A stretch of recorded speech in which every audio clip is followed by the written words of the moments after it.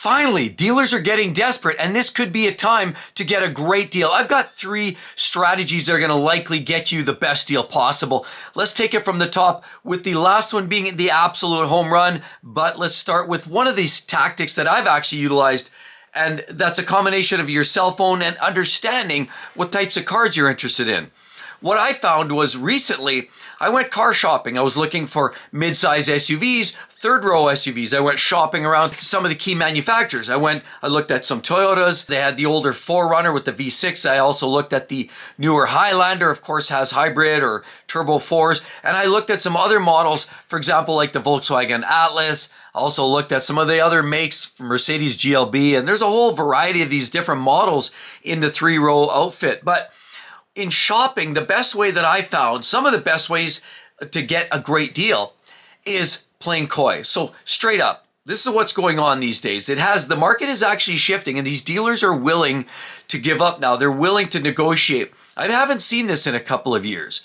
I mean, if you went 2 years ago, they would sit back and let you come to them, and they wouldn't care about even selling a car because they were too busy even just signing the deals for a lot of customers. But one of the key tactics that I found was break it down to 2, 3, maybe 4 models that you're interested in, which I did.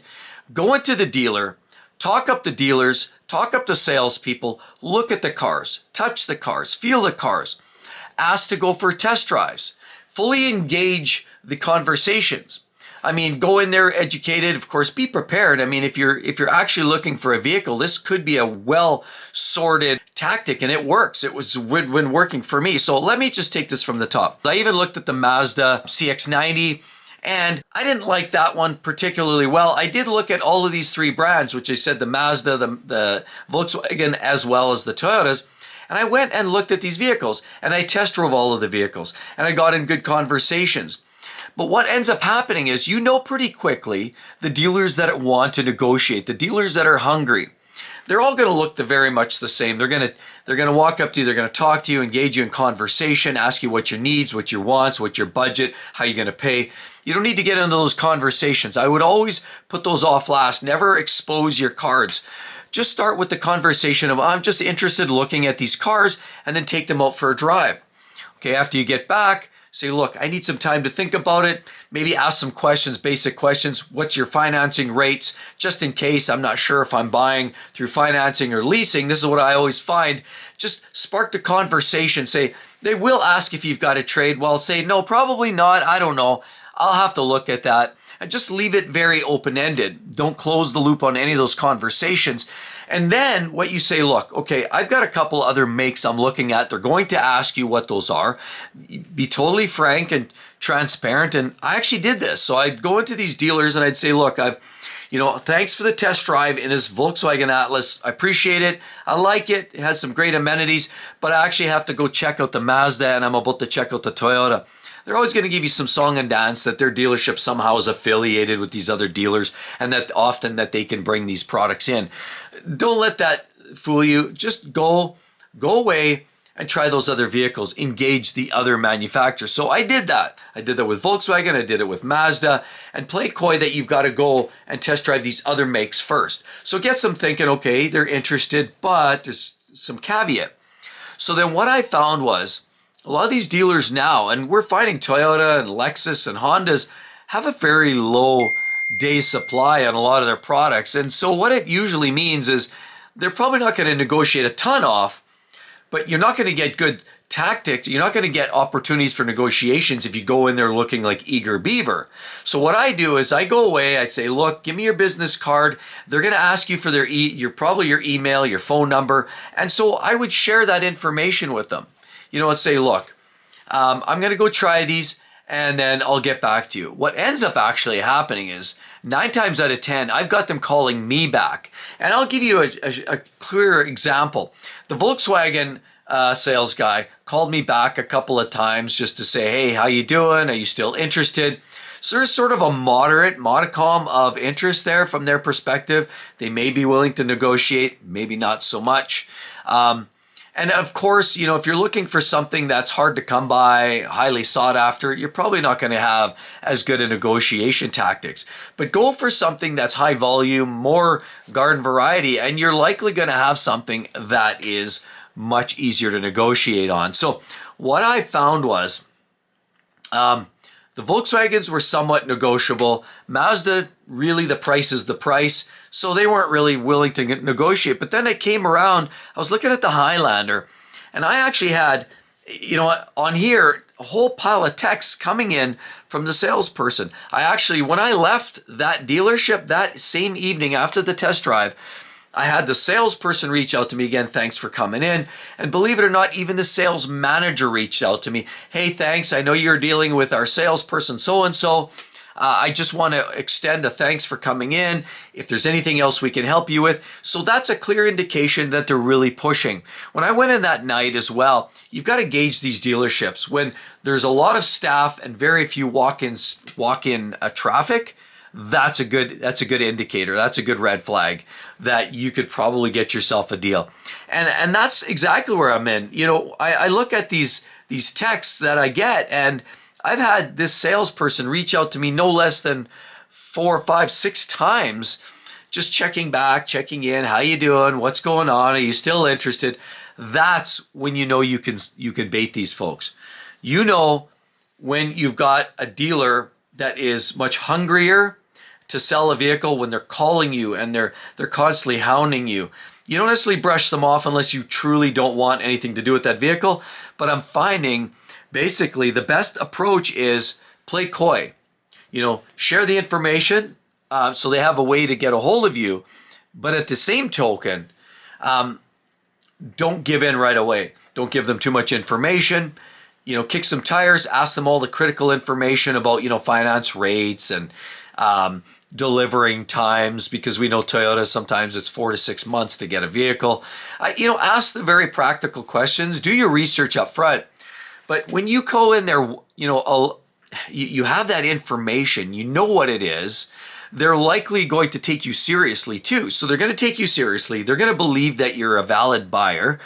And if they keep hounding you after the fact, it's a pretty good indication that they're willing to negotiate. And that's exactly what I found. So that's tactic number 1.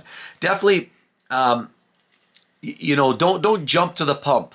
Work them a little bit and work multiple dealers against each other, and even of the same brands. Say, hey, this dealership was willing to do this. And you can go to even the same make and say, maybe even a different city or a different side of town, and say, look, they were willing to do that. And sometimes you can bargain some prices off there. Now, again, just to forewarn, you know, vehicles like Toyotas and Hondas and Lexus are a lot tighter with their negotiations, but that doesn't mean you can't get a little bit of money off. And you should never, ever, ever pay over sticker. This market adjustment fee is a thing of the past. So I've got another little tactic, which again, it's no rocket science, but avoid at all costs the idea of buying the latest and greatest model. Don't buy the latest, newest, hottest ticket item. You know, it's like when the iPhone came out, right? You got the Apple iPhone here. Now they're saying the 15 and the 16. The 15 was breaking the titanium. It was just cheap. The 16 is very uninspiring. And now they're saying people wanted backdate to 13 and 14. Well, we see Lexus is doing that with the Turbo 4s, and the V6s are becoming, you know, more popular now. But that's only after the fact. It's the initial hype gets people in the door. And a lot of vehicles that had so much hype behind them were the Corvettes, the Ford Broncos. A lot of these vehicles had so much hype that you'd never get a deal. You're going to probably, if anything, overpay for some of those if you wanted to even buy one. So don't want to buy one. Skip it. You know, come back another day, come back another year when those vehicles and the dust has settled and those vehicles are no longer popular. Don't bother wasting your time, efforts on vehicles that are just overly popular, because you won't get a good deal on them, and chances are you're going to overpay for it. So that's one strategy, and I just always stay away from the latest and the greatest, and that doesn't matter if you're talking about phones, cell phones, cars, trucks, whatever. Another big, very popular strategy that I want to touch on, and it's really about older new models. Older new models that are older. We know right now with with some of the inventory building that we see with some brands, like some of the domestic products. GM's got some older models laying around. Ford, I've seen some older 23s, 24s laying around.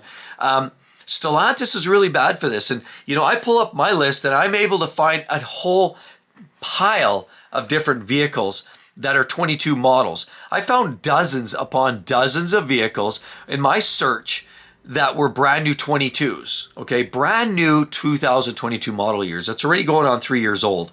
So you're talking about 365, 700 and whatever, 1,000 days. I mean, you're talking about almost 1,000 days on the market. And so when I do my search, that tells me that there's a great opportunity. So if you just need a vehicle and you're not fussy on getting the latest and the greatest, and you don't need all of the fancy bling and you don't care necessarily for your colors, if you're willing to take what willy-nilly what's on the lot or what's available, go for some of the older ones, 2022, 2023. There's tons of them out there. Like I said, dozens.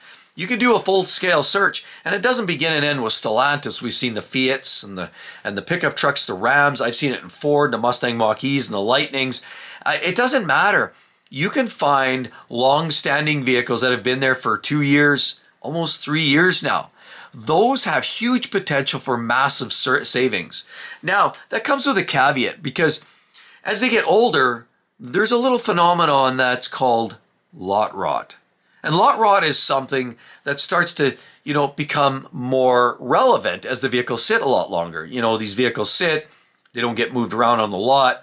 They often find the back 40, that car is sitting in the way in the back 40. Nobody's looking at it. Maybe it's an odd color. Maybe it was overpriced back in 2022. And then the new ones rolled in and incentives, and it just sort of fell through the cracks. And there's lots of those vehicles that just never get sold. And we'll talk about that, because at the end of this video, I'll share you the link about what happens to vehicles that never get sold. But with that said, there's a lot of these vehicles that are in fact hanging around, 2023s, 2022s. I'm seeing a lot of them on the lots personally, and I've showed those to you on many of the videos. But when you do a search, so if you've got a search and you can break it down to your location, your destination, wherever you're located, say for example, you just want a garden variety Ram pickup truck. You don't care about all the features. Maybe color's not that important to you. You can go in there armed with that information. You can break this down to your location, the types of vehicles, and look at the sticker price. You'll often see how many times it's been marked down in a lot of these searches, and it gives you a good perspective as some of the opportunities to get a great deal. And so what it means is, here's the price, here's the location. Now you can go armed into the dealership and say, look, I know you've got this 22 on the lot. I know it's 2.5 years old. It's got 800 days on the lot. And clearly, I know that we both want this vehicle sold. And if you're interested in giving me a smoking deal, and I mean smoking deal, I'm willing to take this vehicle off your hands. And then, of course, they're going to play a song and dance. Well, we always have a customer. Or, I've heard this one before. Well, it's funny you say that, because I had a couple of customers call about it last week, and one's supposed to come look at it this weekend. That's the classic song and dance that a lot of these dealers, they're always going to play these games. But if it's been sitting there for 800 days, it's not selling. So here's the story. You've got to go in there. You've got to negotiate and take more money off. Because remember, if it's a 2-year-old truck already, or a vehicle or a car or SUV, there's a good chance that, you've already lost value in the vehicle. It doesn't matter that it's brand new. According to Black Book or any of these others, if you're referencing that and let's say you own the vehicle for 5 years after, you decide to buy that 3-year-old vehicle and you own it for 5 years, down the road, it doesn't matter the fact that you got it new, that it was 3 years old. What matters is it's 3 years older than the one next to it. So the value naturally is going to be dropped down right off the top. You've lost value by buying that vehicle. So there should be a major K factor on that. And while no dealer is going to give you 3 years of depreciation off that vehicle, I would beg to differ. I would target 3 years of typical depreciation on that vehicle. Would be a space that you want to try to target. If your classic Ram in 5 years, or say in 3 years, for example, loses $15,000, $20,000 in 3 years, or say $15,000, target that $15,000 space. Then on top of that, you've got to incorporate lot rot, because lot rot starts to take a toll on other everything. Because these vehicles are sitting for so long, they're not getting moved around. The tires start getting like flat spots on top. And if you look at the tops of these tires, just take a look at any of these vehicles, cars, SUVs, trucks, doesn't matter. If they've been sitting for a couple of years, there's a good chance you start developing flat spots, especially where it starts to get hot outside and cold, sits on asphalt for too long and doesn't get moved. So my recommendation is drive these vehicles. Well, then you ask yourself, okay, even if you get the wobbles, it cleared up, it was good after a while. Flat spots sometimes do stay. Even after you warm up the tires, they can return. You'll know pretty quickly in a test drive. What you won't necessarily know, though, is when you say, hey, can you bring that 22 up here? I want to take it for a drive. They go out in the back 40. Chances are they've taken one of these booster units, because chances are the battery's toast. So what they'll do is they'll boost it, they'll idle it, run it in the back for about 5 to 10 minutes, and then they'll bring it up front. It's all heated up, everything's charged. And then you get in and you think, hey, this is great, this is nice. But what you don't realize is batteries are only typically good nowadays 3 to 5 years, and that's it. So if you're buying a vehicle that's already got a couple of years under it, 2-3 years of non-use, non-charging of the battery, natural depreciation, degradation, batteries have a shelf life. That battery is going to cost you $500. The tires could cost you a couple grand. I mean, you're $2,500 in costs. Not only that, I would go a step further. I mean, you could use the owner's manual. You can find it here. Nowadays, half of the time is digital, or the owner's manual sometimes in a glove box. You could take that manual and say, look, according to this owner's manual, these vehicles need to have their oil changed every year, or 12,000 miles or 8,000 miles every year, or whichever comes first. I would then say, look, on that note, I need a full fluid change on this vehicle, differential, maybe transmission, or maybe leave the transmission alone, but definitely the engine and differential. I would look at negotiating those in there and say, look, I need that taken care of as well. Because you should not be on the hook for some of these pricey expenditures. This vehicle is deteriorating. You start getting corrosion on the frame, corrosion underneath. You want to make sure there's no rodents infestation. You know, look in the rain gutters, look on the frame. If you're looking at trucks, you'll start developing a little surface corrosion. If you've got leaf springs, you'll start to see corrosion there. And that's not good. I mean, a brand new vehicle, you'll start to see corrosion on discs if they're sitting too long. Now, a couple brakes activated and they're good. But realistically, you'll start to see that natural deterioration. And you don't want rodents getting in, chewing on the wiring. A lot of modern day vehicles have soy wiring, which is a plant food-based type wiring insulation instead of the old conventional poly. So in other words, that attracts animals. And animals will start to damage wiring. And if it sits out in the back 40, a lot of these car lots, they'll put some of the less popular vehicles out in the back. They sit for a long time. Animals start to migrate into these areas. And that could take a major toll. So you've got to take this all into account. Lot rot is a significant issue. And so if you're going to negotiate on an older vehicle, but that's the vehicle that you ultimately want to potentially get a deal on. You know, a 23, a 22, you can get absolutely smoking deals. But you have to be transparent. You have to let the dealers know that you know that this vehicle is older. It's clearly going through this natural degradation period, and that you're willing to buy it, but at a significant discount. I mean, I wouldn't even touch that vehicle without getting major dollars off. Because even though you've got warranty, that doesn't account for a lot of these other issues and this natural deterioration that's going on. So those are some of the major tactics. You can get some great deals on slightly older new vehicles, and 24s now, even you could even start getting some great deals on, because now they're incentivizing the 24s as the 25 allocations are rolling in with some of these car lots. Now, again, Toyotas and Hondas, you're waiting. They're coming right off the boat. So you're probably not going to get major discounts there. But again, always try to target a little bit of a discount and never, ever, ever pay over sticker. So I hope that helps you with the market cooling down, inventory growing, every single day, we're seeing some of the key brands, the big threes, of course, the Fords, GM, as well as Stellantis, having a tough time selling products. There's great opportunities. We see Mazda, they're holding their reins, they're doing fairly well, as is, of course, Toyota, Lexus, Honda. They are too, so you're going to have a harder time negotiating there. Surprisingly, Mitsubishi as well are holding well, and they're selling a lot of products. Nissan, not so much. So there, another example of some opportunities to get yourself a great deal. So regardless, suffice it to say, you want to check that video because there's going to be a lot of vehicles that don't get landed right there. What happens to vehicles that never sell? You're going to want to know that. Definitely going to want to check out that video. Hope to see each and every one in the next one. See you real soon. Bye-bye.